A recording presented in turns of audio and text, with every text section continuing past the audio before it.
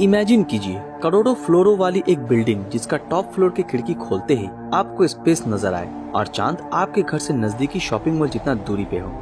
और अगर उतना ऊंचा बिल्डिंग होता भी है तो फिर एक बार सोचिए कि उस बिल्डिंग के टॉप फ्लोर पे एक एलिवेटर से जाने में कितना समय लगता। लेकिन क्या धरती पे करोड़ों फ्लोर्स का बिल्डिंग का कंस्ट्रक्शन होना पॉसिबल है? जानने के लिए इस वीडियो को पूरा देखें। इंसानों द्वारा बनाया गया सबसे ऊंचा कंस्ट्रक्शनों के बारे में क्या आप जानते हैं? दुनिया में इंसानों द्वारा बनाया गया सबसे ऊंचा और पहला कंस्ट्रक्शन था गीजा का पिरामिड, जो कि 147 मीटर यानी 482 फीट ऊंचा था।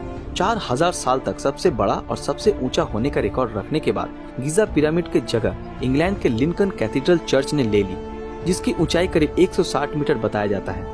इसके बाद साल 1884 में 169 मीटर यानी कि 555 फीट ऊंचा वाशिंगटन मॉन्यूमेंट बनाया गया था। ऐसे ही ऊंची इमारतें बनाने की कोशिश आज भी जारी है। आज दुनिया का सबसे बड़ा स्टैचू किसी और देश में नहीं बल्कि हमारे देश भारत में है, जिसे स्टैचू ऑफ यूनिटी के नाम से भी हम जानते हैं, जो कि 182 मीटर यानी कि 597 फीट ऊंचा है। जबकि आज की तारीख में सबसे ऊंचा बिल्डिंग दुबई का बुर्ज खलीफा है, जो कि 882 मीटर लंबा है।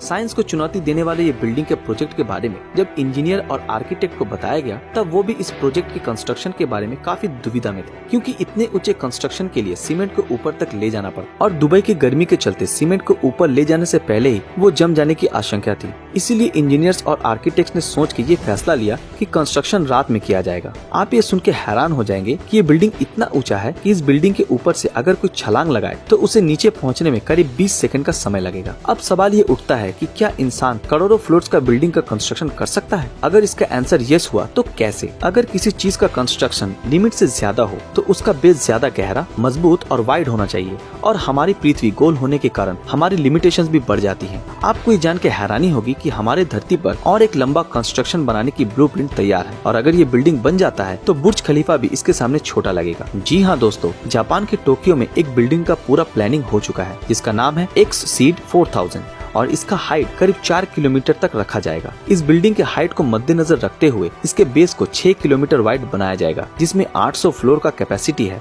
और 5 लाख से 10 लाख लोग आसानी से रह सकते हैं। 4 किलोमीटर ऊंचा बिल्डिंग बनाने के लिए उसके बेस का मजबूत होना बहुत ही जरूरी है, क्योंकि हर बिल्डिंग का प्रेशर नीचे की ओर ज्यादा होता है। बुर्ज खलीफा के आर्किटेक्ट विलियम बेकर ने कहा था कि अगर हमें माउंट एवरेस्ट जितना यानी कि 8,848 मीटर ऊंचा बिल्डिंग बनाना है तो उसका बेस हमें 4,700 किलोमीटर चौड़ा बनाना पड़ेगा, क्योंकि इतना ऊंचा बिल्डिंग का बेस अगर कमजोर हुआ तो हवा के झोंके से वो बिल्डिंग घास के पत्तों की तरह ढेर होने में ज्यादा समय नहीं लगेगा। इन हवाओं से इस बिल्डिंग को बचाने के लिए इसका शेप स्क्वायर नहीं बल्कि सर्कुलर, ओवल और ट्रायंगुलर शेप देने के बारे में आर्किटेक्ट सोच रहे हैं।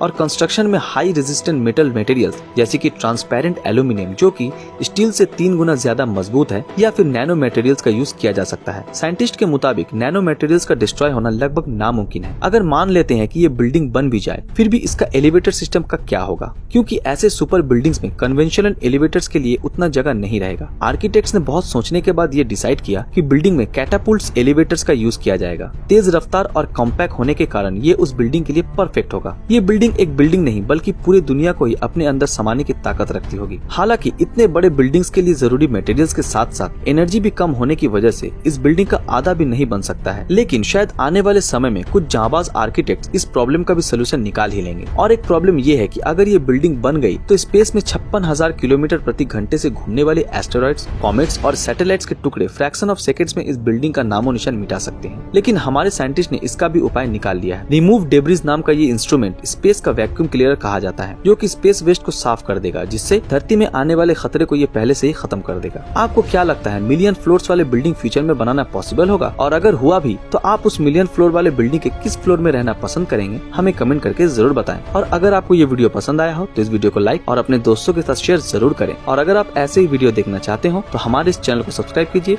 और बेल आइकन ऑन कर दीजिए। तो मिलते हैं आपके साथ अगले वीडियो में, तब तक के लिए अलविदा।